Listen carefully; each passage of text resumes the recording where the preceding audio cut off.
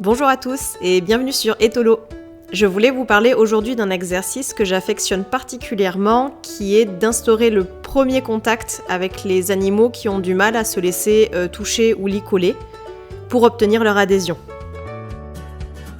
Le but est de garder une attitude assez détachée de la situation et de laisser, alors là c'est une petite ânesse que j'ai, de laisser cette ânesse venir au contact.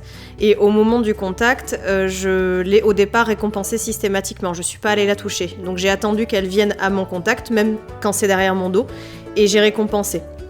J'ai reproduit ça plusieurs fois de manière à attiser un petit peu son attention, sa curiosité, sa motivation à rester auprès de moi. Ça a pris, je dirais, une petite dizaine de minutes avant qu'elle accepte vraiment de rester dans mon cercle. Et ensuite, je vais commencer à instaurer un dialogue avec ça, c'est-à-dire que je vais lui demander de toucher ma main que je vais utiliser comme une cible. Et une fois qu'elle touche ma main, je vais essayer de venir au contact.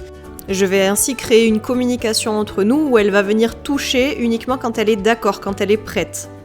Donc si on regarde cette vidéo au ralenti, elle vient solliciter là mon contact alors que j'ai pas encore mis la main. C'est très bien. Donc là, je vais placer ma main comme une cible, elle va venir la toucher.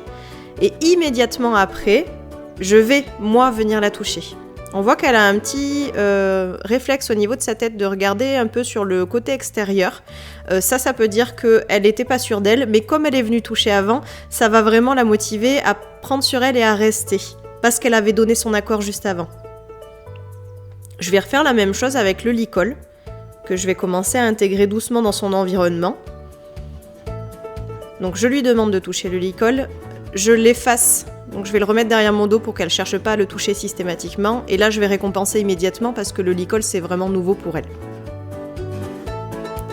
Ensuite je le repasse sur mon épaule, parce que je vais recommencer les demandes de contact directement avec la main. Donc je place ma main qui me sert de cible. Elle vient toucher, et à ce stade-là, je vais moi aussi aller la toucher avant de la récompenser. Alors qu'au tout début, je récompensais systématiquement dès qu'elle me touchait la main pour qu'on puisse bien mettre en place le code de ce système de cible. Là, elle l'a bien compris, donc je récompense seulement après. Et tant qu'elle participe, je participe aussi.